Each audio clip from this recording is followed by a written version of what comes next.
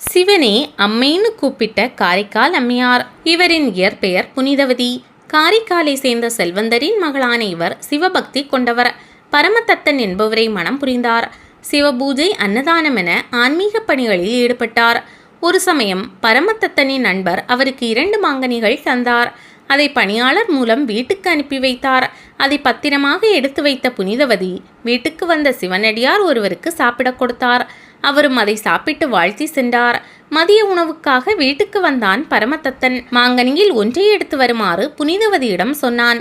அதை சாப்பிட்டதும் இன்னொரு பழத்தையும் கொண்டு வர சொல்கிறான். இதை எதிர்பாராத புனிதவதி இன்னொரு பழம் இல்லையே என நினைத்து சிவனிடம் வேண்டினாள்.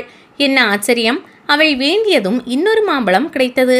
சிவனுக்கு நன்றி சொல்லியபடி அதை பரமதத்தனுக்கு கொடுத்தாள். 2வது பழத்தை சாப்பிட்ட பரமதத்தன் முதல் பழத்தை விட சுவையாக உள்ளது என கேட்க புனிதவதி நடந்ததை சொன்னாள். இதை நம்பாத பரமதத்தன் மீண்டும் எனக்காக ஒரு பழத்தை கேள், சிவபெருமான் தருகிறாரா பார்ப்போம் என்றான். இப்போது புனிதவதிக்கு தர்ம சங்கடமான நிலை.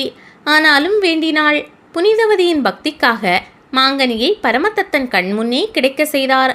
தெய்வ பெண்ணான இவளை மனைவியாக கொண்டிருப்பது தவறு என்ற உணர்வு ஏற்பட வியாபாரத்திற்காக வெளியூர் செல்வதாக சொல்லிவிட்டு பிரிந்தான் பரமதத்தன்.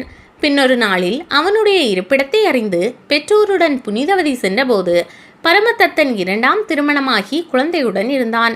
அந்த குழந்தைக்கு புனிதவதி என்ற பெயர் சூட்டியதை அறிந்து மனம் நெகிழ்ந்தாள். புனிதவதியின் காலில் விழுந்து வணங்கினான் பரமதத்தன்.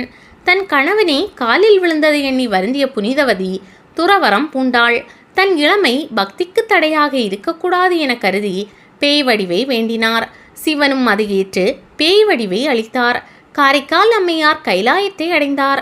அங்கு கால்களால் நடப்பது கூடாது என எண்ணி தலையாலே நடந்து சென்றார். அந்த அன்பை கண்ட சிவன் அம்மையே என அழைத்தார்.